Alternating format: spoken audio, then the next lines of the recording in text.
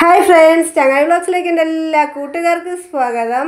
അപ്പോൾ എൻ്റെ എല്ലാ കൂട്ടുകാരും സുഖമായിട്ടിരിക്കുന്നു എന്ന് ഞാൻ വിശ്വസിക്കുന്നു. എനിക്കും ഇവിടെ പ്രത്യേകിച്ച് വിശേഷങ്ങളൊന്നുമില്ല, സുഖമായിട്ടിരിക്കുന്നുണ്ട് കേട്ടോ.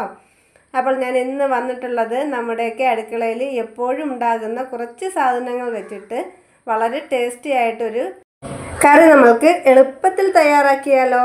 അപ്പോൾ തീർച്ചയായിട്ടും നിങ്ങൾ ആരും ഇന്നേ വരെ ഇത് ട്രൈ ചെയ്ത് നോക്കിയിട്ടില്ലെങ്കിൽ ഉറപ്പായിട്ട് ഇതൊന്ന് ട്രൈ ചെയ്ത് നോക്കാൻ മറക്കല്ലേ.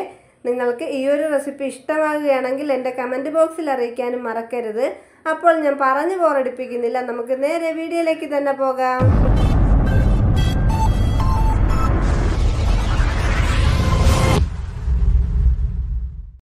ഈ ഒരു കറി തയ്യാറാക്കുന്നതിനാവശ്യമായിട്ട് 5 തക്കാളിയാണ് എടുത്തിട്ടുള്ളത്. വലിയ തക്കാളിയാണെങ്കിൽ നിങ്ങൾ 2-3 എടുത്താൽ മാത്രം മതി കേട്ടോ. പിന്നെ ഇതിലേക്ക് ഞാൻ വലിയ 2 സ്പൂണോളം പൊട്ടുകടല ചേർത്ത് കൊടുക്കുന്നുണ്ട്. അതിനുശേഷം ഒരു പാത്രം ഞാൻ ഗ്യാസിലേക്ക് വെച്ച് കൊടുത്തിട്ടുണ്ട്. അപ്പോൾ നമ്മുടെ പാത്രമൊക്കെ ഒന്ന് ചൂടായി വരുന്ന സമയത്ത് ഇത് ഞാൻ വെളിച്ചെണ്ണയിലാണ് തയ്യാറാക്കുന്നത്. അതുകൊണ്ട് തന്നെ ഞാൻ വെളിച്ചെണ്ണ ഒഴിച്ചു കൊടുത്തിട്ടുണ്ട് കേട്ടോ. നിങ്ങൾ വെളിച്ചെണ്ണ യൂസ് ചെയ്യാത്ത ആൾക്കാരാണെന്നുണ്ടെങ്കിൽ തീർച്ചയായിട്ടും നിങ്ങൾക്ക് സൺഫ്ലവർ ഓയിലിലും ഇത് ചെയ്തെടുക്കാവുന്നതാണ്. പക്ഷേ കൂടുതൽ ടേസ്റ്റായിട്ട് കിട്ടുന്നത് വെളിച്ചെണ്ണയിൽ ചെയ്തെടുക്കുമ്പോഴാണ്. ഇനി ഇതിലേക്ക് ഒരു 3-4 വറ്റൽമുളക് ഞാൻ ഇട്ട് കൊടുത്തിട്ടുണ്ട്. നിങ്ങൾ എടുക്കുന്ന തക്കാളിക്ക് അനുസരിച്ചിട്ട് വേണം മുളകിൻ്റെ എണ്ണമൊക്കെ നിശ്ചയിക്കാനായിട്ട്. അപ്പോൾ നമ്മുടെ വറ്റൽമുളകൊക്കെ ഒന്ന് നല്ലതുപോലെ മൂത്ത് വന്ന സമയത്ത് ഇതിലേക്ക് ഞാൻ ഒരു വലിയ സവാള അരിഞ്ഞത് കൂടി ഇട്ട് കൊടുത്തിട്ടുണ്ട്. ആവശ്യത്തിനുള്ള ഉപ്പ് കൂടി ചേർത്ത് കൊടുത്തിട്ട് നല്ലതുപോലെ ഇതിനെ ഒന്ന് വഴറ്റി കൊടുക്കുന്നുണ്ട് കേട്ടോ. നല്ലതുപോലെ ഇതിനെ ഒന്ന് വഴറ്റി കൊടുത്തതിന് ശേഷം നമ്മൾ റെഡിയാക്കി വെച്ചിട്ടുള്ള നമ്മുടെ പൊട്ടുകടലയും തക്കാളിയും ഇതിലേക്ക് ചേർത്ത് കൊടുക്കാവുന്നതാണ്. ഉള്ളിയുടെ പച്ചമണം മാറുന്നത് വരെ ഒന്ന് വഴറ്റി കൊടുത്താൽ മാത്രം മതി കേട്ടോ. അതിനുശേഷം നമുക്ക് തക്കാളിയും പൊട്ടുകടലയും കൂടി ചേർത്ത് കൊടുക്കാം. അപ്പോൾ അതുകൂടി ഒന്ന് ചേർത്ത് കൊടുത്തതിന് ശേഷം നല്ലതുപോലെ ഇതിനെ ഒന്ന് ഇളക്കി കൊടുത്തിട്ട് ഒരു മൂടി വെച്ചിട്ട് അടച്ചു കൊടുത്ത് നമുക്കൊരു 2-3 മിനിറ്റ് ഇതിനെ ഒന്ന് നല്ലതുപോലെ വേവിച്ചെടുക്കേണ്ടതായിട്ടുണ്ട്. അപ്പോൾ ഞാനൊരു അടപ്പ് വെച്ചിട്ട് ഒന്ന് മൂടി കൊടുത്തിട്ടുണ്ട് കേട്ടോ. ഒരു 2-3 മിനിറ്റ് കഴിഞ്ഞപ്പോഴത്തേക്കും നല്ലതുപോലെ ഇതൊന്ന് വെന്ത് കിട്ടിയിട്ടുണ്ട്. അടപ്പൊക്കെ ഞാനൊന്ന് മാറ്റിയിട്ടുണ്ട്. ഇനി നമുക്ക് ഇതിനെ ഒന്ന് നല്ലതുപോലെ ഇളക്കി കൊടുത്തതിന് ശേഷം നമുക്കിത് തണുക്കാനായിട്ട് മാറ്റി വെച്ച് കൊടുക്കാം. ഒരിക്കലും നിങ്ങൾ ചൂടോടുകൂടി മിക്സിയിലേക്ക് ഇട്ട് കൊടുക്കരുത് കേട്ടോ. കാര്യം എന്താണെന്ന് വെച്ചിട്ടുണ്ടെങ്കിൽ തെറിച്ച് പുറത്തൊക്കെ ആകാനായിട്ട് സാധ്യത കൂടുതലാണ്. ഇത് നല്ലതുപോലെ തണുക്കാനായിട്ട് വെച്ച് കൊടുക്കുക. അതിനുശേഷം മാത്രം നമുക്കിത് റെഡിയാക്കി എടുക്കാം കേട്ടോ. ആ ഒരു സമയത്ത് നമുക്കിതിലേക്ക് കൂട്ടി കഴിക്കാനായിട്ട് ഞാൻ ഗോതമ്പ് ദോശയാണ് തയ്യാറാക്കുന്നത്.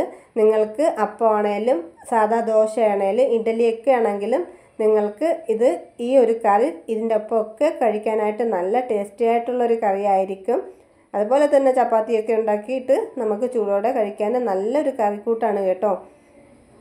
അപ്പോൾ ഗോതമ്പ് ദോശയും കൂടി നമുക്ക് റെഡിയാക്കാം. അതിനുശേഷം നമുക്ക് നമ്മുടെ കറിക്കൂട്ട് റെഡിയാക്കി എടുക്കാവുന്നതാണ്.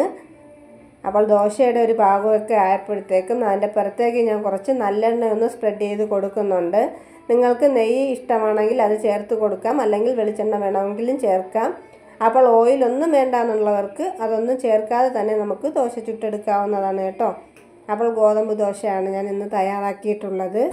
അപ്പോൾ നമ്മുടെ ദോശയൊക്കെ ഞാൻ ഇവിടെ റെഡിയാക്കിയിട്ടുണ്ട്. ഇനി നമുക്ക് നമ്മുടെ ദോശ കഴിക്കാൻ വേണ്ടിയിട്ടുള്ള കറിക്കൂട്ട് തയ്യാറാക്കാനായിട്ട് നമ്മുടെ തക്കാളിയും പൊട്ടുകടലയൊക്കെ ഒന്ന് മാറ്റി വെച്ചിട്ടുണ്ടായിരുന്നല്ലോ, അതൊന്ന് തണുത്ത് കിട്ടിയിട്ടുണ്ട്.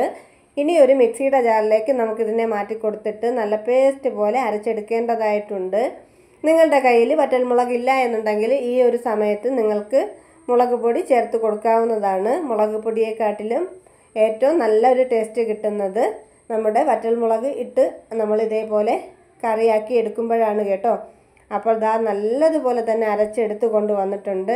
ഇതിൽ നമുക്ക് തേങ്ങ ഒന്നും അരച്ച് ചേർക്കേണ്ട ഒരാവശ്യമില്ല. നല്ല സൂപ്പർ ടേസ്റ്റി ആയിട്ടുള്ള ഒരു കറി തന്നെയാണ്. ഇതിൽ നിങ്ങൾക്ക് വേണമെങ്കിൽ ഒരു കഷ്ണം ഇഞ്ചി കൂടി ചേർത്ത് കൊടുക്കാവുന്നതാണ് കേട്ടോ. ഞാൻ ഇഞ്ചി ചേർത്ത് കൊടുത്തിട്ടില്ല. ഇതിൽ ഞാൻ സവാള ഇട്ട് കൊടുത്തത് കൊണ്ട് തന്നെ കുഞ്ഞുള്ളി ചേർത്ത് കൊടുത്തിട്ടില്ല. നിങ്ങൾക്ക് വേണമെങ്കിൽ കുഞ്ഞുള്ളി കൂടി ചേർത്ത് കൊടുക്കാവുന്നതാണ് കേട്ടോ. അപ്പോൾ നമ്മുടെ അടിപൊളിയായിട്ടുള്ള ടേസ്റ്റി ആയിട്ടുള്ള സിമ്പിൾ ചമ്മന്തിക്കറി ഇവിടെ റെഡിയായി കിട്ടിയിട്ടുണ്ട്. ഇനി നമുക്കിതിലേക്ക് വേണ്ടത് താളിച്ചൊഴിക്കുകയാണ് വേണ്ടത്. അപ്പോൾ ഞാൻ ഒരു താളിപ്പൊക്കെ തയ്യാറാക്കിയിട്ടുണ്ട്. താളിക്കുന്നതിൻ്റെ വീഡിയോ ഞാൻ എടുക്കുന്നില്ല. നിങ്ങൾക്ക് എല്ലാവർക്കും അറിയാവുന്നത് പോലെ തന്നെ കടുക് ഉള്ളിയും എല്ലാം ഇട്ടിട്ട് ഞാനൊന്ന് താളിച്ചെടുത്തിട്ടുണ്ട്. ഈ താളിപ്പിൽ സ്പെഷ്യലായിട്ട് ഞാൻ ചേർത്ത് കൊടുത്തിട്ടുള്ളത് ഉഴുന്നാണ്. ഒരു വലിയ സ്പൂണോളം ഉഴുന്ന് കൂടി ഇതിലേക്ക് ഇട്ട് മൂപ്പിച്ചെടുത്തിട്ടുണ്ട് കേട്ടോ.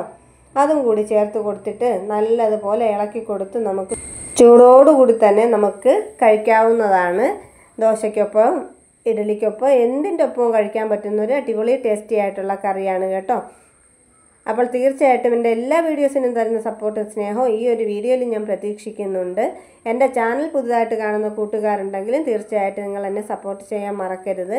അതുപോലെ തന്നെ എൻ്റെ വീഡിയോ ഒക്കെ ഇഷ്ടമാവുകയാണെങ്കിൽ ഫ്രണ്ട്സിന് റിലേറ്റീവ്സിന് കൂടി ഒന്ന് ഷെയർ ചെയ്ത് കൊടുക്കണം കേട്ടോ. അപ്പോൾ ഇന്നത്തെ എൻ്റെ കുഞ്ഞു വീഡിയോ ഇത്രയേ ഉള്ളായിരുന്നു. വീഡിയോ ഇഷ്ടമായിട്ടുണ്ടെങ്കിൽ ലൈക്ക് ചെയ്യുക, ഷെയർ ചെയ്യുക, സബ്സ്ക്രൈബ് ചെയ്യുക. തൊട്ടടുത്ത ബെല്ലൈക്കൻ അടിച്ചു പൊട്ടിക്കാനും മറക്കരുത്. അപ്പോൾ അതിലൊരു ഓൺ ഓപ്ഷൻ കാണിക്കും. അതിൽ കൂടി ഒന്ന് ക്ലിക്ക് ചെയ്താൽ മാത്രമേ ഞാൻ ഇടുന്ന വീഡിയോസിൻ്റെ നോട്ടിഫിക്കേഷൻ നിങ്ങൾക്ക് ലഭിക്കുകയുള്ളൂ. അപ്പോൾ ടാറ്റ.